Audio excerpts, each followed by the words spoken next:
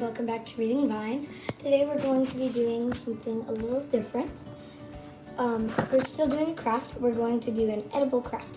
We're going to make edible campfires using seaweed as grass, these pretzel sticks as sticks, yogurt raisins as rocks. You can also use normal raisins, almonds as logs. We have this bucket of water because you need to learn, always have a bucket of water by a campfire. I also have these pistachios that we can also use for rocks. I have this candle, but I prefer candy corn or any other red or orange candy for this because candles can be dangerous. So if you are using a candle, which I prefer not to, you're gonna need adult zipper. The first step we're gonna use our seaweed. You don't have to use this. You can use anything around your house. I'm just using stuff around my house. You can use candy, doesn't matter what you use. So we're gonna lay out the seaweed on this plate.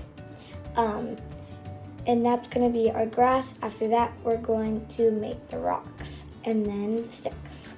Now we're gonna make our rocks. All right, so now we're going to do our sticks. For this, since I used two different types of rocks, it's gonna look more realistic. Because in the wild, there's rocks in all different shapes and sizes. And so you never know what you might be using. The rocks are a barrier from the grass. Because if you're just doing a fire pit in the grass, the fire can burn the grass and get everywhere.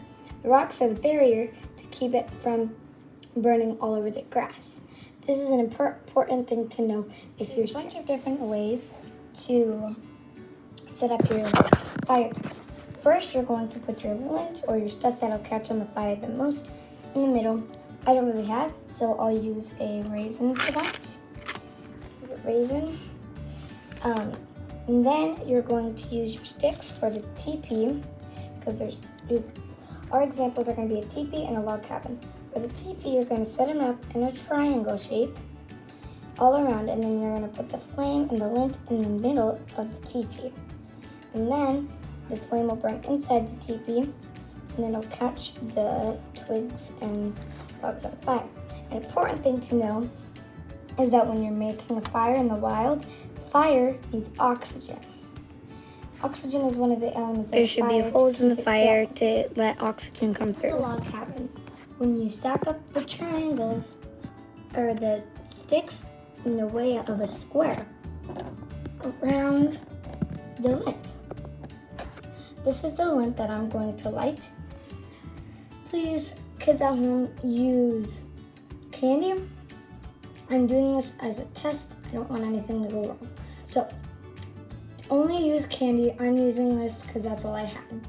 If you're using a candle because that's the only thing you have, you're going to need adult supervision.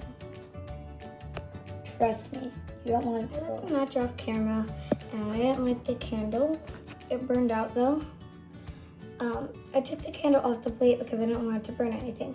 But always, after you use a match, I didn't make it to the candle, but after you use a match, you always dip it in water because the match could still be hot. And then you just throw it and then it gets all burnt. And then it burns the place down, and who would want that to happen? I'll put that in there. No, don't use a candle. I was experimenting and it did not work. So don't use a candle, just use some candy. I'm just gonna leave it here for show. And that's what you're gonna do.